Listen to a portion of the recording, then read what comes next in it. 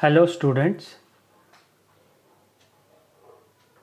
we have reached the last stage of solving the problems on analysis of beams. Through this class, we are going to have a look over a particular type of beam structural problem which is subjected to two types of loads on a combined basis.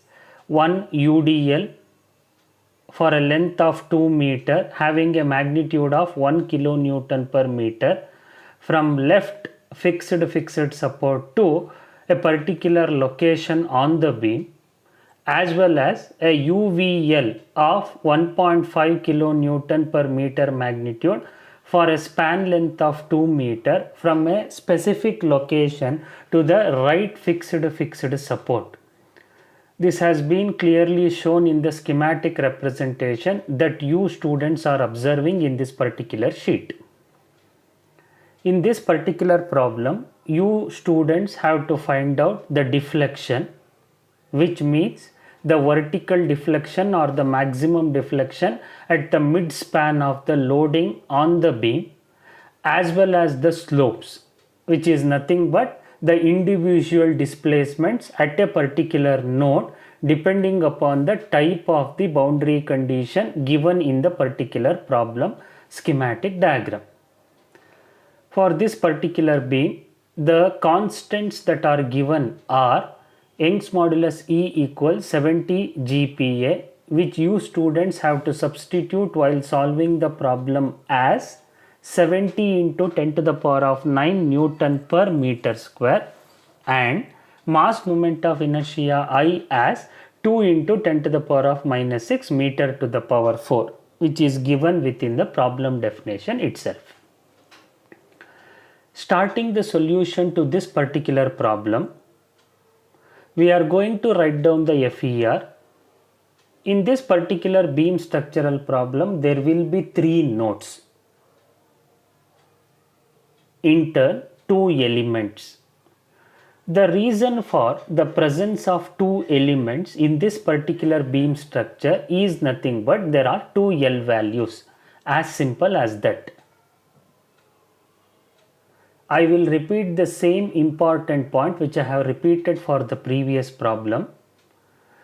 The total count of the L values is directly proportional to the total count of the elements present in the given beam structural member.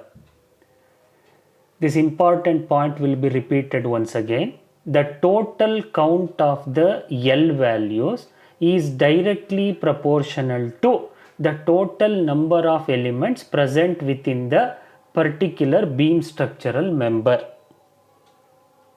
In this particular beam structural member, there are 2 L values, so there will be 2 elements.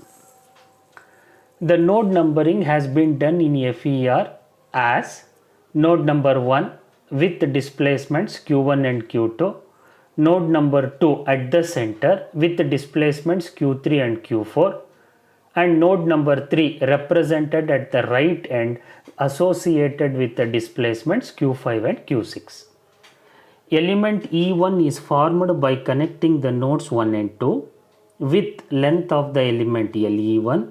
Element E2 is formed by connecting the nodes 2 and 3 with length LE2. After writing down FER, we are going to write down individual element stiffness matrix corresponding to element E1 and element E2 respectively.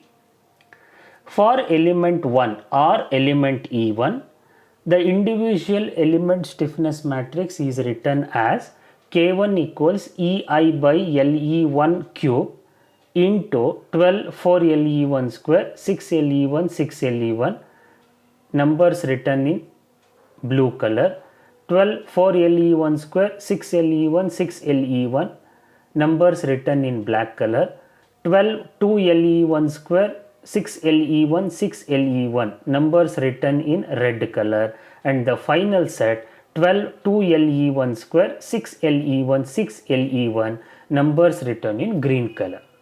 Finally, write the minus sign only to the elements along third row and third column except the coinciding element.